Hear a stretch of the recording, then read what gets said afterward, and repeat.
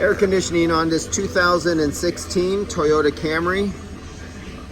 R132 refrigerant, quantity 500. We're about to charge it up. We have the vacuum on. Let's turn the vacuum off because we're gonna charge this right now. We have it zeroed out almost, other than me disturbing it. We have it on the vacuum pump. 3/4 inch silicone vacuum rated hose. This is the new peel piece. And you can see the oil in there moving around. You can actually see when it gets dirty and starts clouding up, time to change it. But basically at the end of the day, when you've done 10, 15, 20 cars at the end of the day, just drain out the oil and change it every day at the end of your work day. All right, we're ready to go. Zeroed out. Whoops, I didn't zero it out, I turned it off. That's not what we want.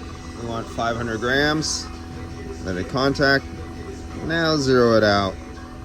Always check your, make sure it's going up and goes back to zero. There we go, we're ready to go.